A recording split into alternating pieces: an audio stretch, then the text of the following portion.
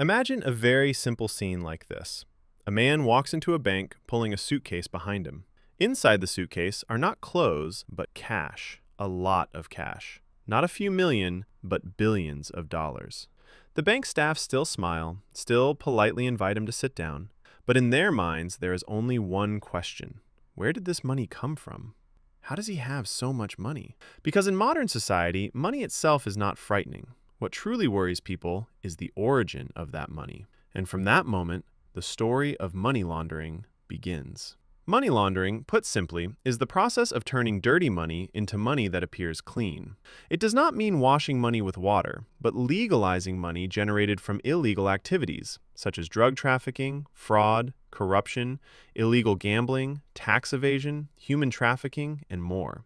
This kind of money cannot be spent openly, because the more you spend, the more likely you are to be asked, what do you do to earn this kind of money? The problem is, no one earns money just to store it away or stare at it. Criminals also need to eat, live, and spend money. And they need a way to use that money publicly without being questioned. That is how money laundering came into existence. Let me give you an example to make this easier to understand. Suppose there is a man named Min. Min does not own a large company, is not a successful businessman, and has no outward signs of earning money legally. But Min earns a huge amount of money from an illegal activity. The money comes very quickly, so quickly that anyone looking at it would find it suspicious. At that moment, trouble begins. If Min deposits the money directly into a bank, the bank will ask, "What is your profession?" If Min buys a house or a car with cash, the authorities will ask, "Where does your income come from?" If Min spends too freely, neighbors and acquaintances will start to notice. How did he get rich so fast? So Min cannot spend money like a normal person. Min needs to launder that money.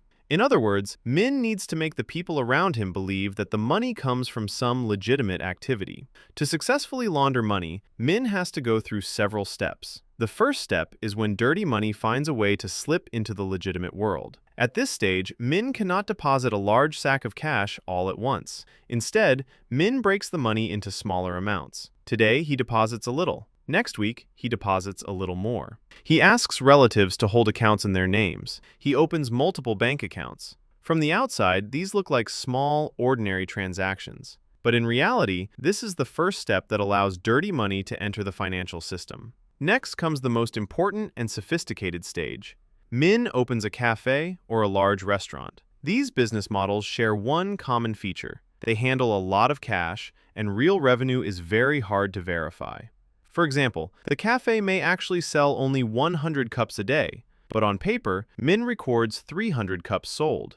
The 200 non-existent cups are where the dirty money is mixed into the revenue.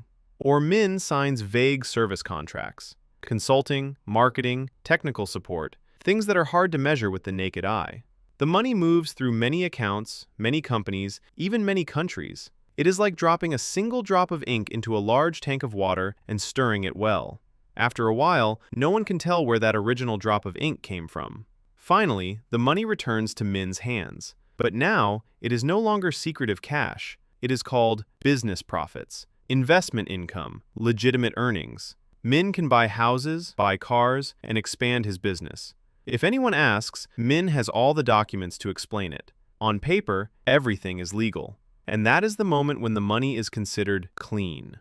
The danger of money laundering does not lie in its technical complexity, but in its consequences. When dirty money is successfully laundered, criminals can continue living, expand their operations, bribe others, and manipulate systems. Honest businesses are forced to compete with companies funded by criminal money. Land and housing prices are driven up by opaque cash flows. Corruption, drugs, and human trafficking can exist because their money can be laundered. There are glamorous cities, luxurious buildings, built from streams of money that no one wants to trace back to their source. That is why money laundering is not a minor crime. It is the lifeblood of organized crime. If the flow of money is cut off, many crimes will weaken or even disappear on their own.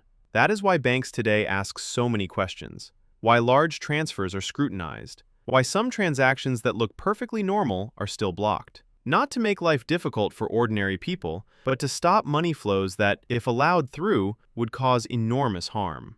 The irony is that money laundering increasingly resembles everyday life. It is no longer just suitcases of cash in movies. It is boring contracts, numbers on a screen, companies that seem perfectly fine. And sometimes, ordinary people unknowingly become small links in the chain, holding accounts for others, receiving money on someone's behalf, lending out their legal identity.